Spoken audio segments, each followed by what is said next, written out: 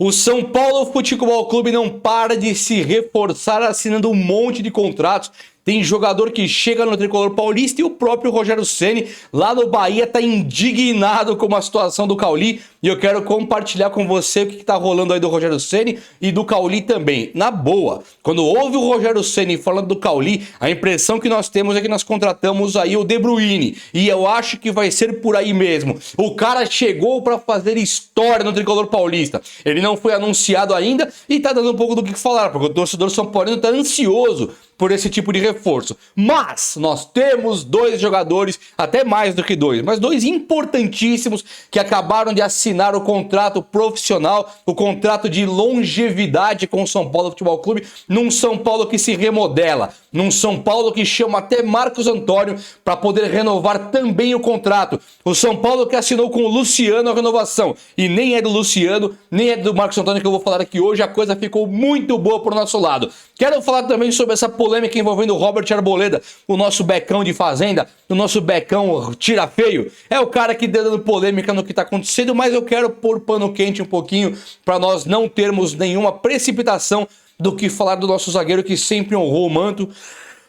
Algumas vezes colocaram até o manto do Palmeiras, né? Mas ele sempre honrou o manto do São Paulo Futebol Clube, mas agora ele é pego ali numa divergência de opinião. Ele se complicou mesmo. Hoje o São Paulo tem um jogo crucial contra a Ponte Preta e vai com força máxima, podendo ter duas baixas no elenco e tem duas baixas certas já. Então seriam 4 caras ausentes. Vem comigo que eu quero te contar tudo o que tá rolando no São Paulo Futebol Clube agora, hoje, para nós ficarmos super bem informados e vai ser muito top. Então chega nesse likeão aí para dar aquela moralzaça no vídeo. Vem comigo nesse likeão aí e vem comigo, faça parte dessa família que só cresce. Eu faço muita questão de ter você por aqui, de verdade mesmo. Vamos lá, meu povo. O São Paulo vai a campo então com o time força máxima. Primeiramente, o São Paulo ele jogou somente na quarta-feira, né? Então hoje, domingo, já deu para descansar quinta, sexta, sábado, tudo com um pouquinho de treino, mas o Crespo sabendo, tendo um time pronto, Danielzinho, Marcos Antônio, Lucas, Luciano e Caleri, você já sabe o que tem que fazer. Não precisou ensinar o Danielzinho e o Marcos Antônio jogar bola esse meio de semana. Ensinar o Caleri, o Luciano e o Lucas jogar bola esse meio de semana. Não precisa. Então o time vem pronto. Era regenerativo, fazer um pouquinho de trabalho tático e acabou. Não tem muito segredo para ganhar da Ponte Preta, que já está rebaixada matematicamente. Acaba o jogo de hoje, a Ponte Preta vai para a Série B do Paulista e já era. Então é uma ponte que ela nem oferece perigo pro São Paulo. O São Paulo, claro que tem que jogar sério, tem que levar o jogo a sério, só acaba quando o apito final é feito, então tem que ganhar esse jogo de qualquer jeito. Mas assim, ganhando do Flamengo quando precisou ganhar, empatando com o Santos na Vila Belmiro e ainda sendo pra mim garfado, ganhando do Grêmio da maneira que ganhou, colocou o Grêmio, que é muito forte, colocou o Grêmio no bolso. Com um atacante absurdo, que é aquele Carlos Vinícius, um Arthur, volante absurdo, o William, meio absurdo. O São Paulo colocou aquele time no bolso. Então pensar hoje que a Ponte Preta vai fazer frente para esse São Paulo também é uma burrice, né? O jogo é às 8h30, 20h30 da noite, né? No Moisés Lucarelli. Você vê na HBO, lá na HBO Max, lá. É onde vai passar o jogo. E é o seguinte, deixa eu comentar aqui agora. O Arboleda, ele foi envolvido numa polêmica danada ali no time do São Paulo. O Arboleda, ele não está no São Paulo. Ele faz 3 jogos. Hoje é o terceiro jogo que ele vai perder. Ele chegou pro São Paulo e falou: preciso resolver um problema pessoal lá no Equador. Time que o Arboleda, pra quem não sabe, ele é equatoriano. Preciso ir lá no meu país resolver um problema pessoal. O São Paulo chegou e falou: pode ir, parceiro, vai com Deus, tá tudo em casa. Liberou o cara.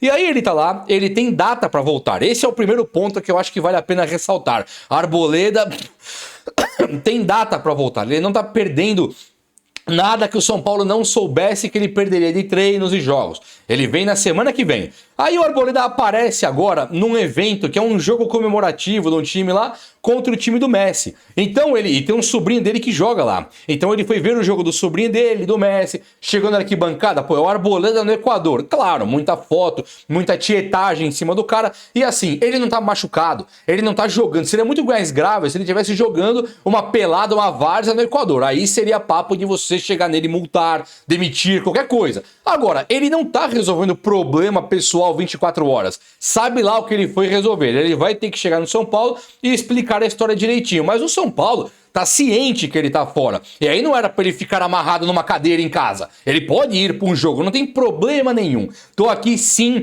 dando o benefício da dúvida pro cara, porque o cara em campo ele detona, ele joga muita bola, ele tem feito gols de cabeça e assistências de cabeça no momento que o São Paulo mais precisa. O São Paulo ia cair em 2017, a Arboleda foi um dos melhores zagueiros do Brasil quando chegou no São Paulo. Então assim, olhar pro Arboleda hoje e tratar ele como um qualquer, tratar ele igual um cara que chegou agora no São Paulo, não vou tratar. A Arboleda pra mim tem sim muita moral, tem muito crédito, é o becão do coração pra mim, e aí eu tô esperando ele voltar e que essa história seja passada limpo e não na mão de jornalista sensacionalista que quer vender matéria e acaba destroça o cara do nada, né? O cara foi ver um jogo. Caramba, qual que é o problema de um boleiro, um jogador, ir ver um jogo do Messi, do seu sobrinho com o Messi, jogando no seu país onde ele está para resolver umas questões pessoais? Pra mim, problema nenhum. Ah, mas a questão pessoal é ele ver o jogo do sobrinho. Aí é mancada.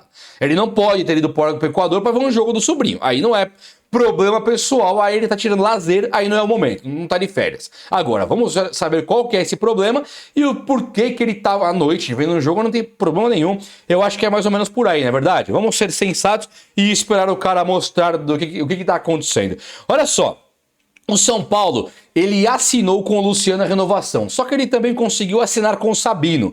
No momento em que o São Paulo assinou com o Luciano, o plano era assinar com o Luciano a renovação, tá? Assinar com o Sabino a renovação, assinar com Caleri a renovação, assinar com o Lucas Moura a renovação. O São Paulo pegou 4 titulares do time que acabaria o contrato agora no final de 2026. O São Paulo pensou, poxa, eu posso chegar no meio do ano, os 4 assinarem pré-contrato por aí e eu perco os 4. Pode perder para Boca Juniors, River Plate, rivais. Você perde o Caleri para um Boca Juniors, perde o Lucas Moura, sei lá, pro Lucas até mais do São Paulo, mas perde o Luciano, sei lá, pro Palmeiras. Já pensou que coisa horrorosa? Perde o Sabino pro Corinthians, o cara vai lá e faz história no Corinthians. Ia ser muito ruim pra gente. Então o São Paulo, de maneira correta e assertiva, ele chama seus 4 titulares, 4, não é pouco, é meio time titular. Chamou os 4 e falou, vamos renovar. Já conseguiu a renovação com o Luciano, o que era, em tese, a renovação mais difícil de fazer, porque o empresário do Luciano tinha falado bobeira na imprensa.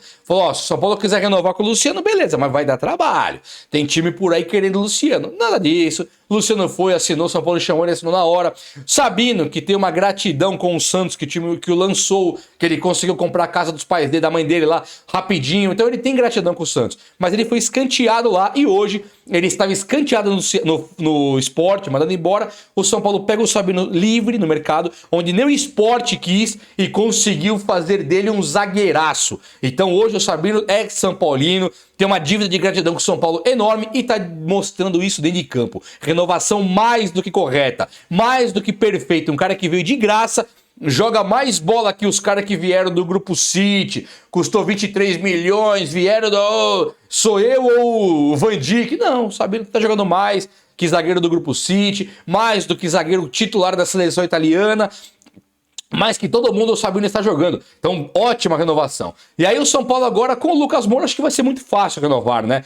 Tem que pedir para pagar um pouquinho menos pro Lucas. Fala, Lucas, pagar meio milhãozinho a menos aí, tem que abaixar o salário do Lucas, lógico, e o Lucas entende também isso aí. É a realidade do futebol que o Lucas não entregou por estar contundido, mas a falta de mercado que o Lucas tem hoje. Não é mais aquele Lucas Moura do Paris Saint-Germain. É um Lucas de 33 anos. Ganhar a metade não vai dar. Mas sim, paga 1,5 milhão. Começa a pagar 1, né? Pede para abaixar um pouquinho e renova. Claro que ele não vai aceitar agora. Teria que ser 1 milhão a partir do ano que vem, que é quando o contrato dele sim encerraria mesmo. E o Caleri é a mesma coisa. O Caleri também vejo que ele quer ficar no São Paulo. Pode o Boca levar? Até pode, mas ele deve ficar no São Paulo. Outro que assinou o contrato foi o Negrutti, que fechou pelo menos. O São Paulo fecha com o Negrutti. A renovação ali contratual, onde o São Paulo vai dar o contrato para ele até 2030. Então isso é muito importante, porque o Crespo na última coletiva falou, Negrutti e Jorginho, eles são os novos Danielzinho e Marcos Antônio. Quem que é o Danielzinho e o Marcos Antônio que vai fazer a frente ali quando os caras saírem? Rodízio, cansaço, contusão. Tomara que não. Madeira, 1, 2, 3 na madeira. Não vai ter contusão. Se o cara tiver que ter controle de carga, descansar, Danielzinho e Marcos Antônio. São Paulo não pode perder essa pegada. O São Paulo perde. Se o São Paulo tirar Danielzinho e Marcos Antônio hoje do São Paulo, ele perde se os reservas não forem iguais. ou com a mesma característica, porque os caras estão jogando tudo. Adoro o Caleri, Luciano, Lucas Moura, tá lindo, Enzo, Dias, do Lucas Ramon, todo mundo jogando pra caramba. Tirar Danielzinho e o Marcos Antônio hoje, o São Paulo perde. Pra qualquer um, pra Portuguesa. Porque o São Paulo ele ficou agora numa situação que ele depende demais desses caras aí. É normal, natural. Eles jogam igual Xavi e Iniesta. Toni Kroos e Luka Modric. Jogaram demais. Tem que ter reserva. O Crespo pediu pro São Paulo contratar. O São Paulo não contratou. Então o São Paulo falou, procura aí na base, vai. Faz o favor, procura na base. Com o Alisson descartado e o Luan sendo aquela incógnita ainda, o Crespo coloca o Negruti renovado agora, vai ser um dos reservas. E o outro vai ser o Jorginho. Claro que tem a possibilidade também do Pedro Ferreira, que é meia, não é volante, não é camisa 8, fazer a frente ali também no meio campo, jogar e conseguir conquistar a sua história. Um caso bastante interessante aqui, eu colocaria que é muito interessante, além das renovações, é o trato que o Rogério Ceni tem para com o Cauli. O Cauli fechou com o São Paulo, todo mundo sabe. O São Paulo não anunciou ainda. Tá dando aquela ansiedade no torcedor São Paulino. Cadê o Cauli? Cadê o anúncio? Por que não tá em campo agora? Normal, vai voltar, vai começar no São Paulo no próximo jogo, tá?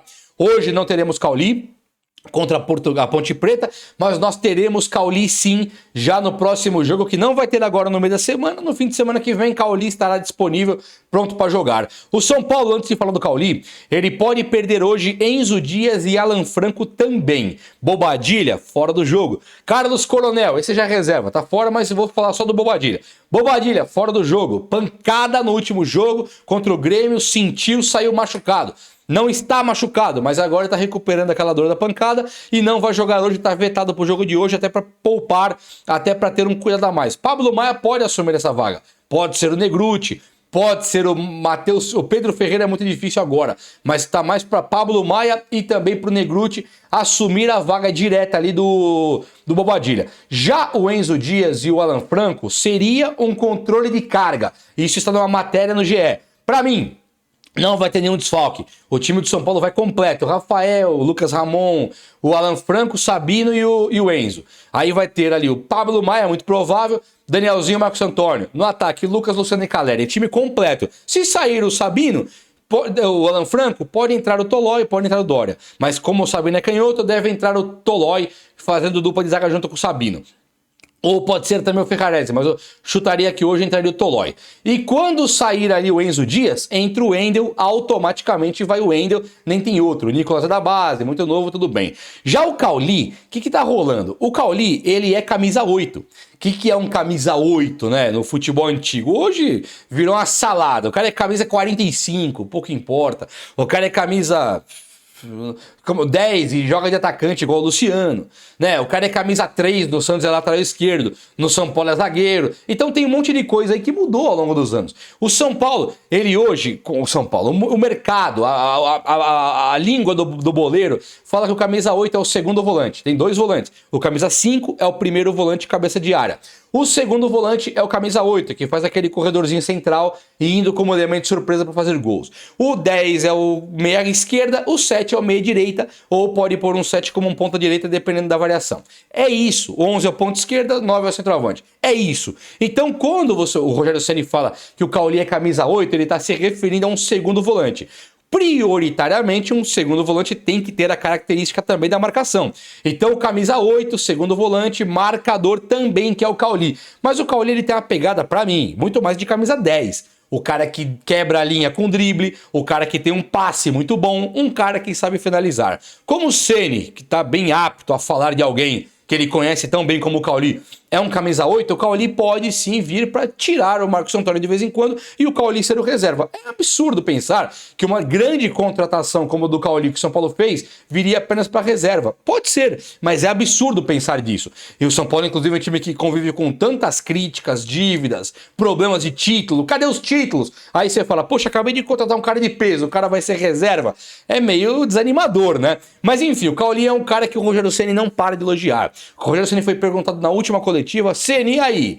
E o fulano, Caio não sei o quê, e o outro que tá aqui, que pode jogar? O Ceni, pra mim o Cauli era quem tinha que estar aqui. Ele não tem nem papas na língua. Quem tinha que estar aqui era o Cauli. Era o Cauli. Agora o Caio Alexandre pode fazer a função, o Everton Ribeiro também pode, ambos têm técnica para isso, mas quem tinha que estar aqui era o Cauli. Ele não pensa, ele chega simplesmente e ele desmerece, não independente de desmerecer ou não, ele tá hoje elogiando exacerbadamente um cara que é do São Paulo, e o Caio Alexandre e o Everton Ribeiro estão vendo o Rogério. Imagina os caras olhando e falando, poxa, mas o Rogério Ceni preferiu o Cauli mesmo, o cara que quis ir embora. Eu tô aqui, ele tá preferindo o Cauli, o cara que quis ir embora.